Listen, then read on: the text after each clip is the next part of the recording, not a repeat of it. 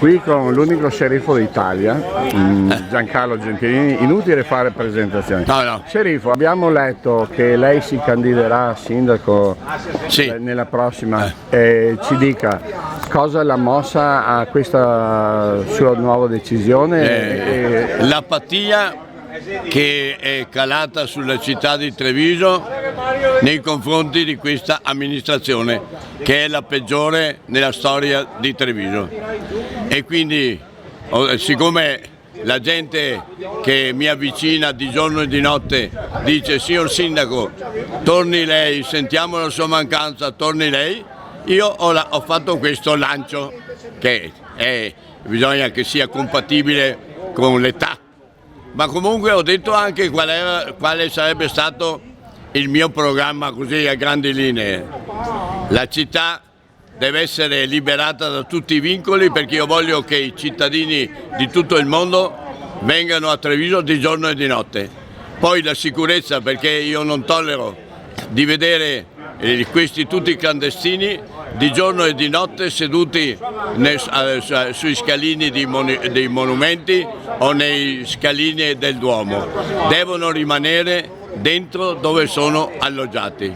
Poi ho detto che certi interventi di questa amministrazione hanno stuprato la città di Treviso e i cittadini, e quindi qualora fossi io sindaco o qualcun altro della mia squadra, allora distruggerò tutte queste opere e farò ritornare la grande antichità della città di Treviso, perché non tollero che Piazza Rinaldi, Piazza dell'Ospedale, la pista ciclopedonale siano violentate.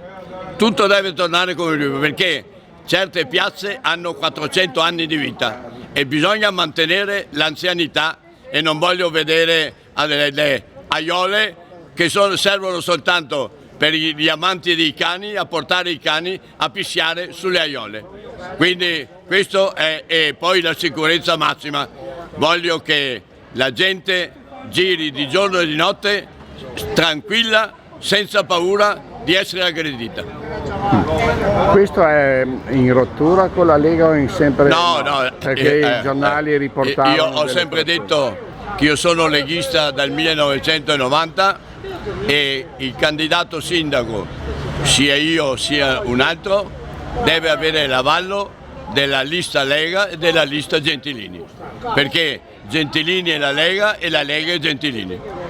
Una riflessione ultima su questo governo Renzi? Il governo Renzi è un governo che certamente non è stato oggetto del suffragio universale, è stata un'imposizione della dittatura bolscevica, e quindi io spero che gli italiani, invece di andare al mare come è successo a Treviso, vadano a votare, perché quel 50% è sicuramente la quantità di gente che non ha mai sposato l'idea bolscevica o comunista.